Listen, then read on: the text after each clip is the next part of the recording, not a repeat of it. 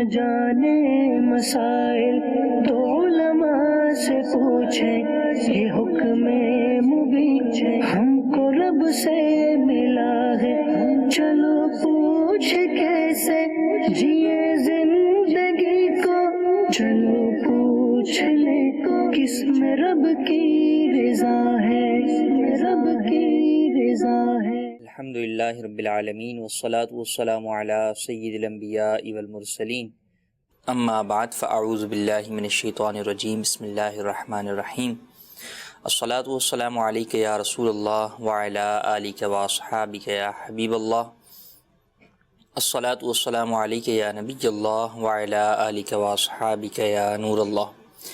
مدنی channel کے ناظرین، دارالفتاح اہل سنت کے سلسلے میں آپ کو ایک مرتبہ پھر مرحبا کہتے ہیں، خوش آمدید کہتے ہیں۔ آئیے ہم سلسلے کے اندر ابتداءً درود پاک کی فضیلت سنتے ہیں۔ چنانچہ نبی رحمت شفیع امت صلی اللہ تعالیٰ علیہ وآلہ وسلم کا فرمان عالی شان ہے، مجھ پر درود پاک کی کثرت کرو کہ بے شک تمہارا مجھ پر درود پاک پڑھنا تمہارے لیے پاکیزگی کا باعث ہے۔ صلو علی الحبیب صلی اللہ تعالی علی محمد صلی اللہ علیہ وآلہ وسلم۔ علاج یا دوا، آج کا موضوع ہمارا علاج ہے کہ اسلامی اعتبار سے علاج کرنے کی حیثیت کیا ہے اور علاج کرنے میں کن کن باتوں کا خیال رکھنا چاہیے۔ ایک مسلمان کا یہ عقیدہ ہے کہ مرض سے شفا دینے والی ذات وہ اللہ تبارک و تعالیٰ کی ہے، اور جو بھی ادویات وہ استعمال کرتا ہے یا جو بھی چیزیں وہ مرض کو دور کرنے کے لیے استعمال کرتا ہے، یہ تمام چیزیں اللہ تبارک و تعالیٰ کے حکم سے شفا دینے والی۔ فی نفسی ہی یہ چیزیں خود شفا دینے کی صلاحیت نہیں رکھتی، بلکہ اللہ تبارک و تعالیٰ کا حکم ہوتا ہے تو ہی یہ چیزیں شفا دیتی۔ علاج کرنا جائز ہے، جبکہ جائز چیزوں سے کیا جائے اور جائز طریقے سے کیا جائے۔ علاج کی بعض صورتیں وہ ہیں کہ جن میں ناجائز، عام طور پر جو چیزیں ناجائز ہوتی ہیں، لیکن جب ضرورت اور حاجت کی کیفیت پائی جائے تو اس صورت کے اندر ان کی بھی اجازت ہوتی ہے۔ لیکن بہرحال یہ بات ذہن نشین رکھنا ضروری ہے کہ حرام میں شفا نہیں ہے۔ نبی کریم صلی اللہ تعالیٰ علیہ وآلہ وسلم کی حدیث مبارک ہے جس میں آپ نے واضح طور پر ارشاد فرمایا کہ حرام میں شفا نہیں ہے، لہٰذا حرام چیز سے علاج نہیں کیا جائے گا، حلال چیز سے ہی علاج کیا جائے گا۔ پھر علاج کے اندر بعض ادویات وہ ہیں کہ جن کو انسان کھاتا ہے، اور بعض وہ ہیں کہ جن کو بیرونی استعمال میں لاتا ہے، لیپ کرنا یا ٹیوب لگانا، کریم وغیرہ لگانا باہر کسی بیرونی اعضاء کے اوپر۔ تو اس اعتبار سے بھی فرق ہوتا ہے کہ بعض وہ چیزیں ہیں کہ فی نفسی ہی وہ چیز ناپاک نہیں ہے، لیکن اس کا کھانا حلال بھی نہیں ہے، ناپاک نہیں ہے، لہٰذا جب وہ پاک ہے تو اس کا لیپ وغیرہ تو باہر بیرونی اعضاء پہ لگایا جا سکتا ہے، لیکن اس کو کھایا نہیں جا سکتا کیونکہ اس کا کھانا حلال نہیں ہے۔ تو ان باتوں کا خیال رکھنا ضروری ہے۔ فی زمانہ بہت ساری میڈیسنز جو ہے وہ عام ہوتی چلی جاتی ہیں، اور پھر میڈیسن سے متعلق بہت ساری چیزیں مارکیٹ کے اندر جو ہے وہ اجزاء کی صورت کے اندر کوڈز میں لکھی ہوئی ہوتی ہیں، جن کے بارے میں عام لوگوں کو معلوم نہیں ہوتا، بسا اوقات پتہ بھی چل جاتا ہے، بعض اوقات اس کی معلومات افواہ کی حد تک ہوتی ہے، جیسے ای کوڈز کی بنیاد کے اوپر بہت ساری چیزوں کو انٹرنیٹ کی دنیا کے اوپر اگر آپ دیکھیں تو ناجائز کا جو ہے وہ ایک شور برپا ہوتا ہے، تو فقط افواہوں کی بنیاد پر بھی اسے ناجائز نہیں کہہ سکتے، اور بالکل ہی لاپرواہ ہو کے ہر قسم کی دوا استعمال کرنا شروع کر دیں، اس کی بھی اجازت نہیں ہے۔ تو یہ دیکھنا ضروری ہے کہ عمومی طور پر پروڈکٹ کس چیز سے بنتی ہے۔ جیسے بہت ساری چیزیں وہ کہ جس کے اندر جانوروں کے اجزاء شامل ہیں، اس بات کا اس خود کمپنی کو بھی اقرار ہے، اس کے اجزاء کے اندر بھی جو ہے وہ بات لکھی ہوئی ہے۔ تو اب معاملہ حلال و حرام کا آ جائے گا۔ ایک ہے کہ عام پتے یا اور اس طرح کی جڑی بوٹیاں جو ہے وہ استعمال میں لائی جا رہی ہیں تو ان میں حرج نہیں ہے. تو یوں اس اعتبار سے بہت ساری چیزوں میں فرق ہوگا. یوں ہی الکحل بہت ساری ادویات کے اندر استعمال کیا جاتا ہے. تو فی زمانہ علماء نے الکحل ملی ہوئی ادویات کی بطور دوا استعمال کرنے کی اجازت دی ہے. اگرچہ بچنا بہتر ہے، بہتر یہ ہے کہ بغیر الکحل والی ادویات استعمال کریں، لیکن فی زمانہ بہت مشکل ہوتا ہے کہ بغیر الکحل والی ادویات ملیں، چاہے ہومیوپیتھک ہو یا ایلوپیتھک ہو، دونوں کے اندر ہی الکحل استعمال ہوتا ہے. تو اس لیے علماء نے اجازت دی ہے کہ بطور دوا اسے استعمال کر سکتے ہیں. لیکن بعض ادویات کے اندر جو جانوروں کے اجزاء شامل ہوتے ہیں وہ بہرحال استعمال کرنے کی اجازت نہیں ہے جب تک کہ وہ حلال جانور کا نہ ہو، اور نہ صرف حلال جانور بلکہ ذبح شرعی کے بعد ہی اس جانور کا وہ جز جو کہ حلال ہے وہ جز استعمال کیا جائے تو ہی اجازت ہوگی، ورنہ نہیں. بیرون ملک کے اندر ان باتوں میں خاص طور پر خیال رکھنا ضروری ہوتا ہے کہ یورپ کنٹریز کے اندر، امریکہ وغیرہ کے اندر بہرحال حلال گوشت دستیاب ہونا کھانے کے لیے ہی جو ہے وہ بہت مشکل ہوتا ہے. چاہے جائے کہ ادویات میں استعمال ہونے والے گوشت کے بارے میں یہ بندہ گمان کرے کہ یہ حلال ہوگا یا اس کو شرعی طریقے سے ذبح کیا گیا ہوگا، تو وہاں پر اور زیادہ احتیاط کی حاجت ہے. تو لہٰذا ادویات کو استعمال کرنے میں اس بات کا خاص خیال رکھنا ضروری ہے کہ ہم جو دوا استعمال کر رہے ہیں در حقیقت شفا دینے والی ذات وہ اللہ تبارک و تعالیٰ کی، یہ دوا تو وسیلہ اور ذریعہ ہے. تو کہیں ایسا تو نہیں کہ میں اس دوا کو شفا کے لیے استعمال کر رہا ہوں اور شفا دینے والی ذات کی ہی نافرمانی کر رہا ہوں. مسلمان کو چاہیے کہ وہ اللہ تبارک و تعالی جو کہ شافی ہے، شفا دینے والا ہے، اس کے احکامات پر عمل پیرا ہو، اسی سے شفا کا طالب ہو، اور اس کے حبیب علیہ السلام کے بتائے ہوئے طریقہ کار کے مطابق جائز اور حلال چیزوں سے ہی علاج کرے، اور ناجائز اور حرام اشیاء سے اپنے آپ کو مکمل طور پر پاک صاف رکھے. آئیے ہم آپ کے کچھ کالز شامل سلسلہ کرتے ہیں. جی کال دیجیے. السلام علیکم ورحمۃ اللہ وبرکاتہ. وعلیکم السلام ورحمۃ اللہ وبرکاتہ. میرا نام محمد کامران عطاری ہے، میں یونان کے شہر تھیوا سے عرض کر رہا ہوں. کیا فرماتے ہیں علماء دین اس بارے میں کہ بعض ممالک میں سردی بہت زیادہ پڑتی ہے اور -40 ڈگری تک ہوتا ہے، وہاں وضو اور غسل کا کیا حکم ہے؟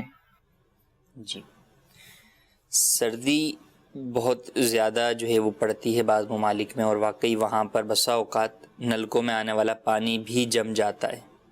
تو اب ایسی صورت کے اندر وضو اور غسل کا کیا حکم ہوگا؟ مختلف اس کی صورتیں ہو سکتی ہیں.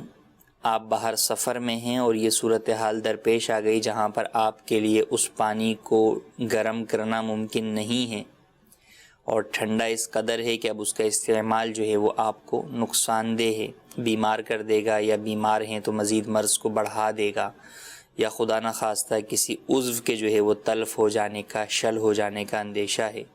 تو ایسی صورت کے اندر آپ کو تیمم کرنے کی اجازت ہوگی. اور اگر آپ گھر میں ہیں یا کسی ایسی جگہ پر ہیں جہاں پر اس کو گرم کرنا ممکن ہے، تو پھر بہرحال حکم یہی ہوگا کہ آپ اسے گرم کر کے آپ وضو اور غسل کریں. جہاں پر ممکن نہیں ہوگا اور نقصان والی صورت پائی جائے گی تو پھر وہاں پر اس بات کی اجازت ہوگی کہ آپ وضو یا غسل کی جگہ پر تیمم کر لیں. اب مثلا صبح فجر کی نماز کے اندر یہ صورتحال درپیش ہوئی کہ پانی بہت ٹھنڈا تھا، گرم کرنے کی سہولت بھی نہیں تھی، تو اب تیمم کی صورت بنائی. لیکن ظہر تک پانی جو ہے وہ سورج کی وجہ سے ایک اس لیول پر آ گیا کہ اب وضو ہو سکتا ہے یا غسل ہو سکتا ہے، یا صبح پانی گرم کرنے کی سہولت میسر نہیں تھی، دوپہر میں میسر آ گئی، تو اب بہرحال وضو کرنا ہوگا، یا غسل فرض ہے تو غسل کرنا ہوگا. اب وہ تیمم کافی نہ ہوگا. جی مزید کال. نوید عرض کر رہا ہوں ملتان سے۔ سر یہ بتائیے کہ یہ جو انشورنس پالیسیز وغیرہ ہیں جو لوگ اپنے بچوں کے لیے یا اپنے لیے لیتے ہیں کہ بچوں کے جوان ہونے پہ ان کی شادی وغیرہ پہ کام آئے یا کسی بیماری تکالیف یا تعلیم کے حوالے سے، تو سر یہ کیا اس کی شریعت اجازت دیتی ہے؟ جی مزید کال۔ امام صاحب کو چوتھی رکعت میں ایک شخص لقمہ دے رہا ہے کہ آپ 3 پڑھی ہیں اور دوسرا شخص لقمہ دے رہا ہے کہ آپ نے 4 پوری پڑھ لی ہیں، کس کی نماز ہوئی اور کس کی نہ ہوئی؟ جی مزید کال۔ میں ممتاز حسین اتاری فیصل آباد سے بول رہا ہوں۔ میرا سوال یہ ہے کہ عمرہ کرنے والے کو حاجی کہہ سکتے ہیں؟ برائے مہربانی ارشاد فرما دیجیے۔ جی پہلا سوال انشورنس پالیسی سے متعلق ہے۔ انشورنس پالیسی ناجائز ہے، حرام ہے کہ سود اور جوئے کا مجموعہ ہے۔ لائف انشورنس کے اندر سود ہوتا ہے کہ آپ جو رقم جمع کراتے ہیں در حقیقت وہ قرض ہوتی ہے اور اس کے اوپر جو نفع ملتا ہے وہ سود ہوتا ہے۔ اور عام دیگر انشورنس، جنرل انشورنس، یا اگر ہم اپنے موضوع سے متعلق بات کریں تو میڈیکل انشورنس بھی کروائی جاتی ہے۔ بعض ادارے کرواتے ہیں، بعض امپلائیز جو ہے وہ کرواتے ہیں، بعض عام طور پر لوگ کرواتے ہیں۔ تو میڈیکل انشورنس یا جنرل انشورنس کے اندر جوئے کا پہلو پایا جاتا ہے کہ میڈیکل انشورنس یا دیگر انشورنس جو جنرل انشورنس ہے وہ لیمیٹڈ ہوتی ہے، 1 سال کے لیے، 2 سال کے لیے، 5 سال کے لیے، اور اس عرصے میں اگر آپ کو کوئی حادثہ پیش نہیں آتا، کوئی آپ بیمار نہیں ہوتے یا جو ہے وہ بیمار ہوتے ہیں لیکن وہ معمولی سے آپ بیمار ہوتے ہیں، اس کے بدلے میں جو آپ نے انشورنس کی مد میں رقم جمع کروائی ہوئی ہے وہ زیادہ ہے۔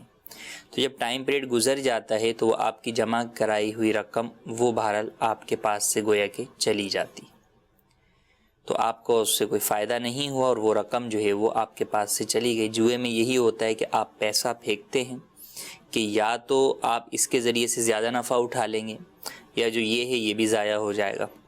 تو یہاں بھی میڈیکل انشورنس یا جنرل انشورنس میں آپ یہی کرتے ہیں کہ آپ گویا کہ 1 سال کے اوپر، 1 سال کی ڈیوریشن کے اوپر مثلاً 5,000 روپے آپ نے میڈیکل انشورنس کے نام پہ، جنرل انشورنس کے نام پر پھینکے۔ اب اگر آپ کا نقصان ہو گیا تو ہو سکتا ہے کہ آپ 5,000 کے بدلے میں 50,000 کی فیسلٹیز جو ہے وہ حاصل کر لیں، اور اگر آپ کو نقصان نہیں ہوتا تو یہ بھی ممکن ہے کہ پھر آپ کے جو پیسے ہیں وہ 5,000 وہ بہرحال سال پورا ہونے کے بعد ڈوب گئے، آپ کو اس کے اگینسٹ میں نہ کچھ ملا اور وہ چیز آپ کے پاس سے چلی گئی، تو یہ جوا ہے۔ تو اس لیے انشورنس چاہے جرنل ہو، لائف ہو یا میڈیکل انشورنس ہو، یہ ناجائز ہے، اس کی اسلام میں اجازت نہیں۔ دوسرا سوال کہ امام کو ایک مقتدی لقمہ دے رہا ہے کہ تیسری ہے اور ایک دے رہا ہے چوتھی ہے۔ اب یہ لقمے سے کیسے پتہ چلے گا کہ یہ تیسری کا لقمہ دے رہا ہے، یہ چوتھی کا لقمہ دے رہا ہے؟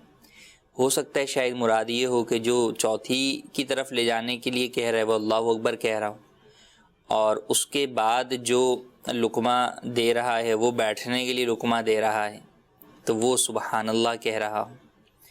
بہرحال اگر تو جس مقتدی نے اس کو لقمہ دیا چوتھی کے لیے اور واقعی جو ہے وہ امام تیسری میں بیٹھ رہا تھا، تو اگر ابھی 3 مرتبہ سبحان اللہ کہنے کی مقدار نہ بیٹھا تھا کہ اس نے لقمہ دیا مقتدی نے، تو ایسی صورت کے اندر مقتدی کا لقمہ دینا تو اپنی جگہ پر درست ہے، اور اگر امام نے اس کا لقمہ لے کر کھڑا ہو گیا تو نماز مکمل کر لے اور آخر میں سجدہ سہو کی بھی حاجت نہیں ہوگی۔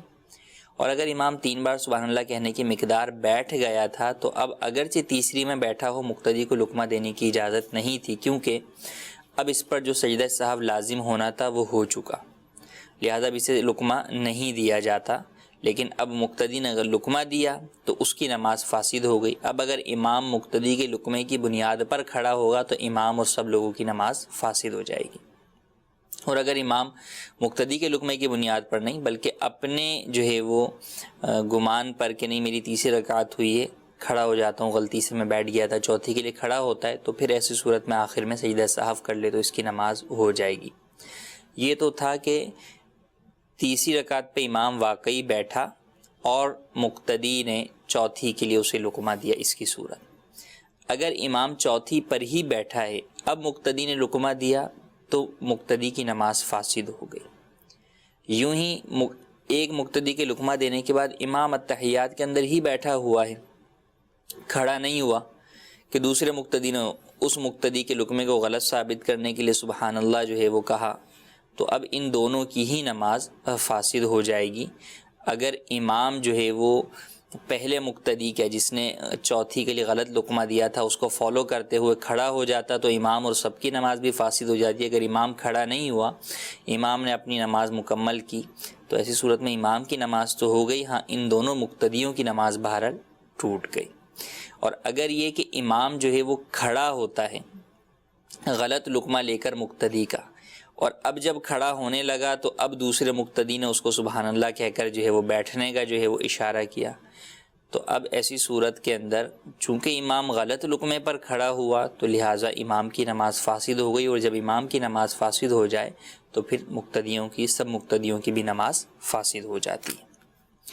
تیسرا سوال یہ کہ عمرہ کرنے والے کو حاجی کہہ سکتے ہیں؟ عمرہ حج اصغر کہلاتا ہے اور حج جو ہے وہ حج اکبر کہلاتا ہے، تو اصطلاح کے اعتبار سے تو کہا جا سکتا ہے، لیکن ہمارے ہاں عرف کے اندر حاجی حج کرنے والے کو کہا جاتا ہے، لہٰذا عمرہ کرنے والے کو حاجی نہیں کہنا چاہیے۔ جی مزید کال۔ مفتی صاحب کی بارگاہ میں عرض ہے کہ عام طور سے دیکھا جاتا ہے کہ لوگ مدرسے سے طالب علم کو بلواتے ہیں اور قرآن خوانی منعقد کراتے ہیں، اور اس میں ان کے لیے کھانے پینے کا اور نذرانے کا بھی اہتمام ہوتا ہے، تو میرا سوال یہ ہے کہ یہ کھانا پینا اور نذرانہ دینا یہ جائز ہے یا ناجائز؟ جزاک اللہ خیر۔ جی مزید کال۔ مفتی صاحب کی بارگاہ میں سوال یہ ہے کہ یا کسی بزرگ کے یا اپنے بڑوں کے پیر چھوئے جا سکتے ہیں یا نہیں، تو اس کا شریعت میں کیا حکم ہوگا؟ برائے کرم جواب ارشاد فرما دیں، جزاک اللہ۔ جی مزید کال۔ سر عطار شعیب ہاشمی عطاری ہند سے عرض کر رہا ہوں، یہ ارشاد فرما دیجئے کہ اگر کوئی شخص ایمان لانے کی خواہش ظاہر کرے کہ مجھے مسلمان ہونا ہے تو اسے کلمہ کون سا پڑھائیں گے؟ پہلا کلمہ یا دوسرا کلمہ؟ یا اسے عربی میں کلمہ پڑھانا پڑے گا، یا پھر اسے ہندی میں بھی جو کلمہ کا ترجمہ ہے وہ پڑھا دیا جائے، اردو میں پڑھا دیا جائے تو وہ کافی ہے؟ تو برائے کرم اس حوالے سے رہنمائی فرما دیجئے۔ دوسرا سوال یہ ہے کہ اگر کوئی جوہر کی سنت موقدہ 4 رکعت اور 2 رکعت جان بوجھ کر چھوڑ دے تو کیا اس کی جوہر کی فرض نماز ادا ہو جائے گی؟ برائے کرم جواب عطا فرما دیجئے، بے حساب مغفرت کا طالب ہوں۔ جی، پہلا سوال یہ کہ قرآن خوانی کی جاتی ہے، مدرسے کے بچوں کو بلوایا جاتا ہے اور پھر نذرانہ اور کھانا وغیرہ کھلایا جاتا ہے، یہ کیسا ہے؟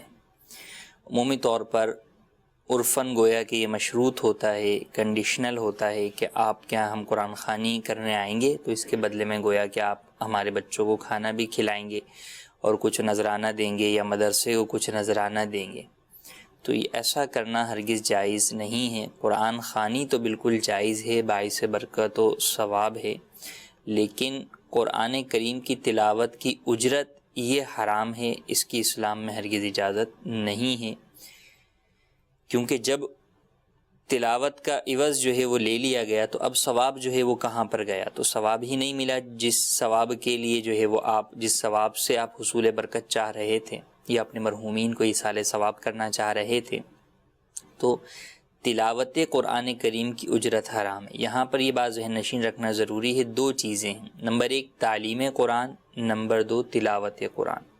قرآن کسی کو سکھانا، اس کی اجرت لینا جائز ہے، اور تلاوت کرنے کی اجرت لینا یہ جائز نہیں ہے۔ تو تلاوت کرنے کی اجرت، اگرچہ یہ اجرت یوں تو طے نہیں ہوتی کہ بھئی اتنے پیسوں کے بدلے میں آپ قرآن پڑھیں گے، لیکن اجرت فقط پیسوں سے ہی طے ہو یہ ضروری نہیں ہوتا، بدلے میں کوئی بھی مال اگر طے کیا جاتا ہے تو وہ اجرت ہی بنتا ہے، صراحتاً طے کیا جائے یا انڈرسٹوڈ طور پر دلالتاً طے ہو کہ بھئی یہ اسی صورت میں یہ چیز پائی جائے گی جب کہ آپ یہ کام کریں گے، اور عموماً ہمارے ہاں ایسا ہی ہوتا ہے، تو لہٰذا ایسا کرنا درست نہیں ہے۔ اہل خانہ کو بھی اس بات کا خیال رکھنا ضروری ہے، اور سب سے زیادہ جو اس بارے میں احتیاط کی حاجت ہے وہ مدرسے کے منتظمین کو حاجت ہے کہ جب وہ کسی سے بھی قرآن خوانی کے لیے بات کریں تو واضح طور پر انہیں کہہ دیں کہ ہم کوئی بھی چیز نہیں لیں گے، کوئی نذرانہ نہیں لیں گے، ہمارے بچے کچھ بھی نہیں کھائیں گے آپ کے گھر پر، نہ ہی کوئی شیرنی وغیرہ لیں گے، اس بات کی وضاحت کر دیں۔ یہ وضاحت کرنے کے بعد اب اگر اہل خانہ کی جانب سے بچوں کو کھلایا جاتا ہے تو وہ جائز ہوگا، کیوں کیونکہ جب وضاحتاً آپ نے منع کر دیا تو گویا کہ اس بات کی وضاحت ہو گئی کہ ہم قرآن پاک بلا عوض پڑھیں گے، کوئی بھی عوض نہیں لیں گے۔ اور یہ صرف ایسا ہی نہ ہو کہ یہ جو ہے وہ زبانی کلامی کہا جا رہا ہو، اور اگر وہ شخص نہ دے تو آئندہ جب وہ قرآن خوانی کے لیے آئے تو اس کو قرآن خوانی کے لیے بچے ہی نہ دیے جائیں، یا اس کو منع کر دیا جائے کہ یار ہم نے تو ویسے ہی بولا تھا، آپ نے تو واقعی نہیں کھلایا۔ تو ایسا نہ ہو، حقیقی نیت کے ساتھ، سچی نیت کے ساتھ ہی بولا جائے۔ بچوں کو بھی یہ ذہن دیا جائے کہ بیٹا آپ قرآن کریم پڑھنے جا رہے ہیں، اللہ تبارک و تعالیٰ آپ کو اس کا اجر دے گا، آپ لوگوں سے اس کے اجر کا تقاضا نہ کریں، لوگوں سے اس کے بدلے میں آپ مٹھائی یا دیگر چیزوں کی کوئی بھی خواہش نہ رکھیں کہ یہ آپ کے لیے درست نہیں ہے۔ تو بچوں کو بھی یہ ذہن دیا جائے اور خود بھی واضح طور پر جو قرآن خوانی کے لیے آئے انہیں یہ بات بتا اور سمجھا دی جائے، تو پھر ایسی صورت کے اندر قرآن خوانی کا فائدہ بھی ہوگا، اس کا ثواب بھی ملے گا، اور اس کی خیر و برکت اہل خانہ کو بھی ملیں گی، وہ اس کا ثواب اپنے مرحومین کو بھی جو بھیجنا چاہیں گے وہ بھی انشاءاللہ عز و جل انہیں پہنچے گا۔ دوسرا جو ہے وہ ایک سوال تھا کہ اگر کوئی شخص جو ہے وہ غیر مسلم مسلمان ہونا چاہتا ہے تو اسے کون سا کلمہ ہم پڑھائیں گے؟ پہلا کلمہ بھی پڑھایا جا سکتا ہے، دوسرا کلمہ بھی پڑھایا جا سکتا ہے، اور عربی میں ہی پڑھانا ضروری نہیں ہے، جو اس کا معنی اور مفہوم ہے وہ بھی آپ اپنی یا اس شخص کی جو ہے وہ زبان میں ٹرانسلیٹ کر کے اسے بتا سکتے ہیں، کہ آپ اسے کہیں کہ آپ یوں کہیے کہ میں اسلام قبول کرتا ہوں اور میں اس بات کا اقرار کرتا ہوں اور اس بات کی تصدیق کرتا ہوں کہ اللہ ایک ہے، اس کا کوئی شریک نہیں، اور محمد صلی اللہ تعالیٰ علیہ وآلہ وسلم اللہ تبارک و تعالیٰ کے خاص بندے اور رسول ہیں، اور میں اسلام کے تمام باتوں پر ایمان لاتا ہوں۔ یہ اجمالی طور کے اوپر آپ اس سے کہلوا سکتے ہیں، تو یہ تصدیق اور اقرار کے ذریعے سے وہ مسلمان ہو جائے گا۔ اب اگر اس کا سابقہ مذہب جو بھی ہے تو اس مذہب سے توبہ بھی کرا دیں، کہ اگر مثال کے طور پہ وہ کرسچن تھا تو اب اس کو توبہ یوں بھی کروائیں کہ میں جو ہے وہ اپنے سابقہ مذہب عیسائیت سے توبہ کرتا ہوں، اور پھر اس کے مذہب سے متعلق جو عقیدہ اسلامی عقائد کے جو ہے برعکس ہے اس پر اس کی جو ہے وہ توجہ خاص طور پر دلائیں کہ حضرت عیسیٰ علیہ السلام اللہ تبارک و تعالیٰ کے بندے اور رسول ہیں، اللہ تبارک و تعالیٰ کے بیٹے نہیں، اللہ تبارک و تعالیٰ بیٹے اور بیوی سے پاک ہے۔ یوں کوئی اور اگر مذہب ہے تو اس مذہب کی جو بھی باطل چیز ہے اس چیز کی طرف توجہ دلا کر اس سے توبہ کروائی جائے اور اس بارے میں اسے اسلامی عقیدہ بتایا جائے۔ تو یہ اپنی زبان میں بھی ہو سکتا ہے، اس کی مادری زبان میں بھی اس کو آپ ٹرانسلیٹ کر سکتے ہیں، عربی میں ہی ہونا ضروری نہیں ہے۔ اب جب اسلام قبول کر لیا، اب اس کے بعد بہرحال جو بھی احکام ہیں وہ اس کو جو ہے وہ بتائے اور سکھائے جائیں گے، اور وہ بھی عربی میں ہی سکھانا ضروری نہیں۔ ہاں جو نماز پڑھنے سے متعلق چیزیں ہیں کہ نماز میں جن چیزوں کا پڑھنا جو ہے وہ فرض ہے اور واجب ہے، اس کی عربی اس کو سکھائی جائے گی۔ سورہ فاتحہ ہے، تکبیر تحریمہ ہیں، اذکار نماز ہیں، قرآن کریم پڑھنا اسے جو ہے وہ سکھائیں گے بتدریج۔ پہلے جو چیزیں جو ہے وہ ضروری ہیں کہ ان کے بغیر نماز نہیں ہوتی، پہلے وہ سکھائی جائیں گی، تو یوں جو ہے وہ آہستہ آہستہ اسے وہ چیزیں سکھائی جائیں گی۔ دوسرا ایک اور سوال تھا کہ ظہر کی سنت مؤکدہ قبلیہ اگر کسی نے نہیں پڑھی تو کیا اس کے فرض ادا ہو جائیں گے؟ جی ہاں، فرض تو ادا ہو جائیں گے، البتہ سنت مؤکدہ قبلیہ اگر نہیں پڑھی تو ایسی صورت کے اندر اگر وہ امام ہے، اس کے علاوہ کوئی اور امام جو ہے وہ نہیں ہے، تو بہتر یہی ہے کہ وہ شخص جو ہے وہ سنت مؤکدہ پڑھ کر ہی امامت کروائے۔ ایسا نہ ہو کہ وہ سنت مؤکدہ قبلیہ چھوڑ کر جو ہے وہ امامت کرواتا ہے۔ اگر ایسا کیا تو بھی امامت تو ہو جائے گی، نماز ہو جائے گی، لیکن بہرحال امام کو چاہیے کہ سنت مؤکدہ قبلیہ پڑھنے کے بعد ہی امامت کروائے۔ اور اگر کسی کی سنت مؤکدہ قبلیہ چھوٹ گئیں، مثلا آیا اور جماعت کھڑی ہوئی تھی تو اب جماعت میں ہی شامل ہوگا، اب یہ اپنی سنت مؤکدہ جب فرضوں کے بعد 2 رکعت سنت بعدیہ پڑھے گا، اس کے بعد پہلے والی 4 سنت مؤکدہ قبلیہ پڑھے گا اور پھر 2 نفل پڑھے گا۔ جی کچھ میسیجز بھی جو ہے وہ ہم آپ کے شامل کرتے ہیں۔ ایک سوال یہ ہے کہ کیا توبہ کا کفارہ دعوت اسلامی کو دے سکتے ہیں؟ اگر دے سکتے ہیں تو طریقہ بتا دیں۔ توبہ کا کفارہ کس اعتبار سے جو ہے وہ یہ آپ کا سوال وضاحت طلب ہے۔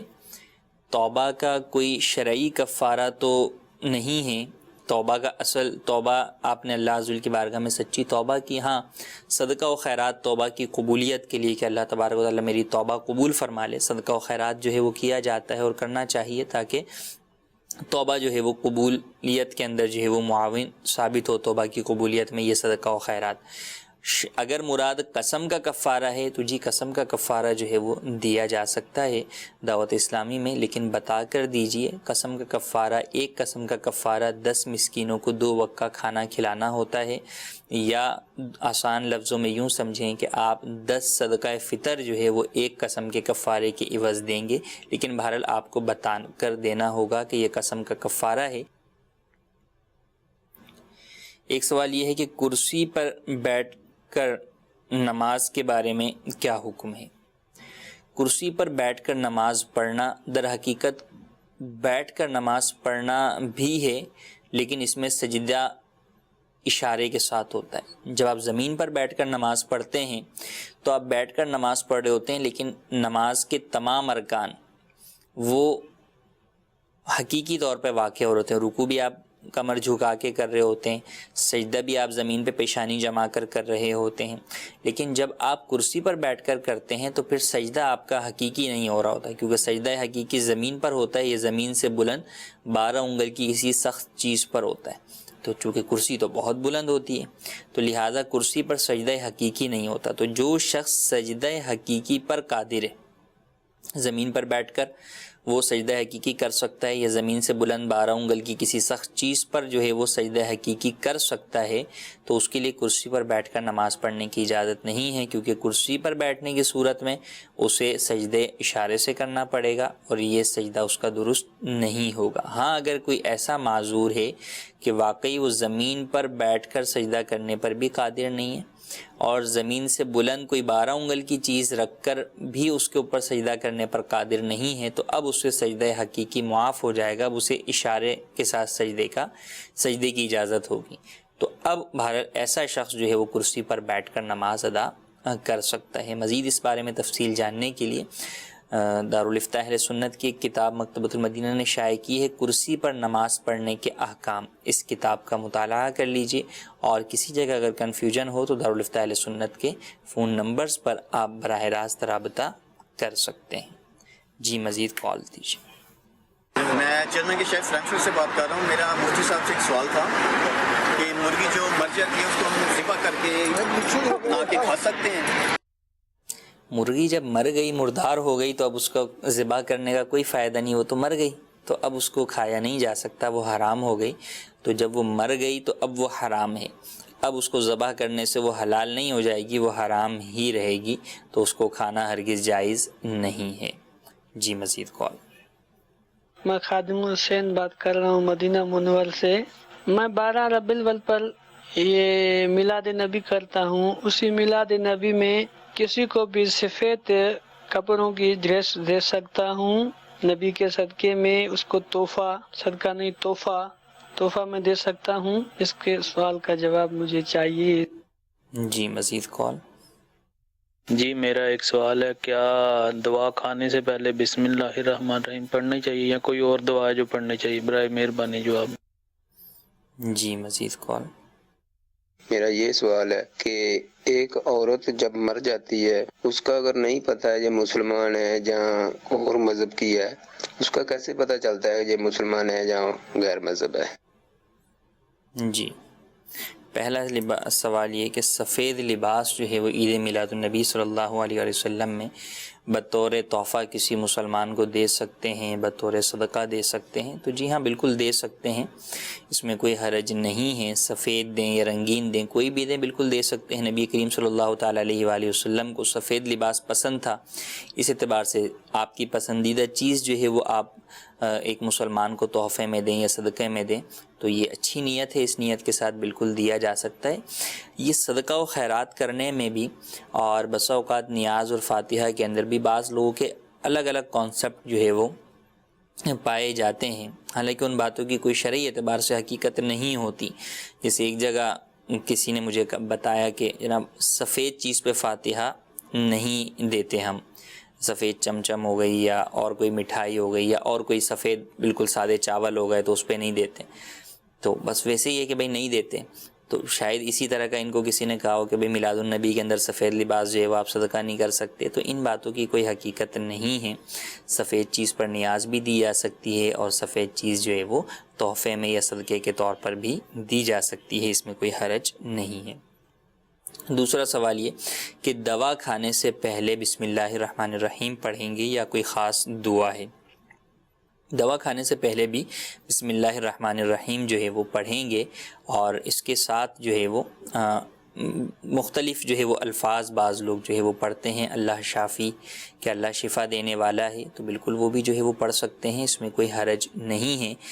یہ ہے کہ جناب دوا سے پہلے بسم اللہ نہ پڑھی جائے، یہ کانسیپٹ بالکل غلط ہے. دوا سے پہلے بھی بسم اللہ پڑھی جائے گی، اللہ تبارک و تعالیٰ کے مبارک نام سے برکت طلب کی جائے گی، اور انشاءاللہ عز و جل اس کے ذریعے سے ہی شفا حاصل ہوگی.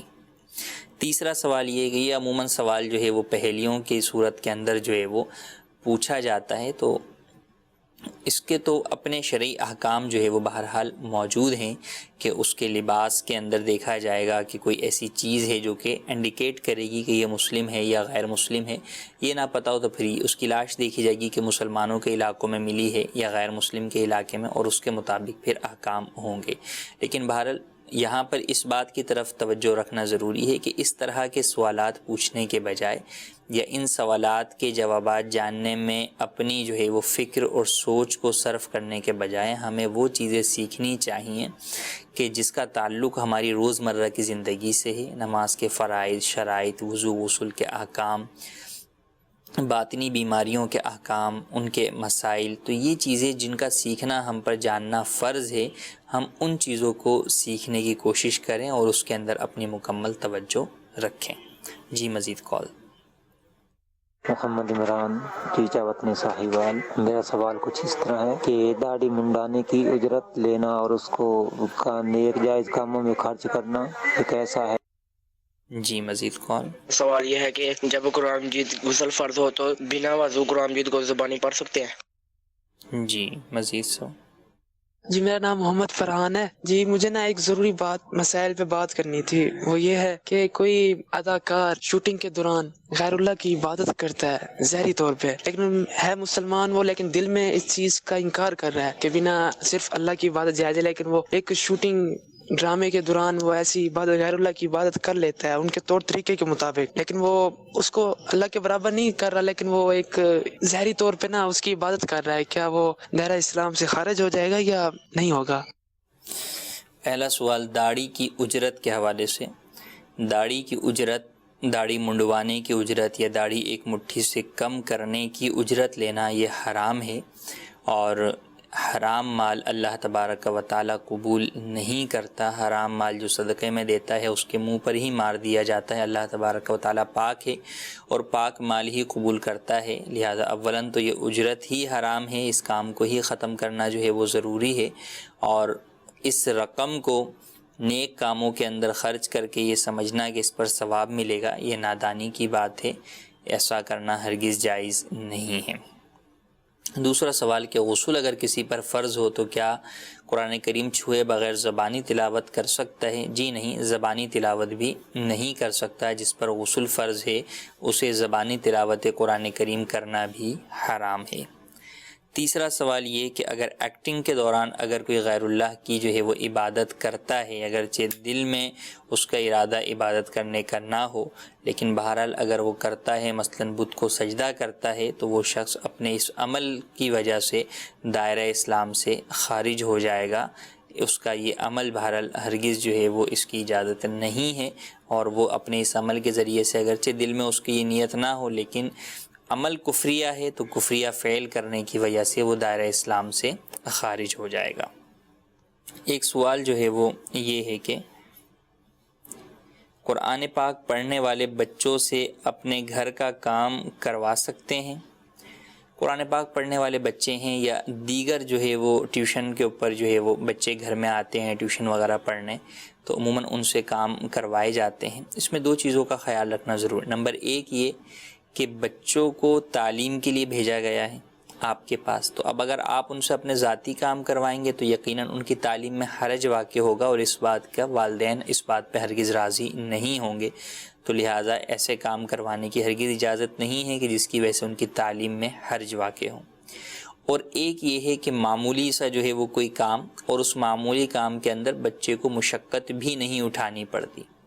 مثال کے طور پہ بلب جل رہا ہے، یہ بلب بیٹا بٹن جو ہے وہ بند کر دینا، یا جو ہے وہ پانی جو ہے وہ کولر سے جو ہے وہ لا کر ایک گلاس مجھے دے دینا۔ اگر اس طرح کا معمولی جو ہے وہ کام ہے، یا گھر کے اندر کوئی جو جس جگہ پر بٹھاتے ہیں بچوں کو پڑھنے کے لیے، وہاں پر جو ہے بچے آتے ہیں شروع میں تو جھاڑو وغیرہ جو ہے وہ لگاتے ہیں، تو اس طرح کے معمولی کام جو ہے وہ جس کے اوپر والدین کو بھی اعتراض نہیں ہوتا اور بچوں کی تعلیم میں بھی حرج واقع نہیں ہوتا، تو وہ تو کروائے جا سکتے ہیں، جبکہ ان کاموں میں مشقت بھی نہ ہو۔ اگر مشقت والے کام ہیں، بچوں سے جناب بھاری بوجھ جو ہے وہ اٹھوایا جا رہا ہے، یا ان کی تعلیم میں حرج واقع ہو رہا ہے، یا ایسا کام کروا رہے ہیں کہ جس کے اوپر ان کے والدین جو ہے وہ راضی نہیں ہیں، تو پھر بہرحال اس کی اجازت نہیں ہوگی۔ جی مزید کال دیجیے۔ سر میں شمائل آفتاب بات کر رہا ہوں ٹوبا ٹیکسنگ سے۔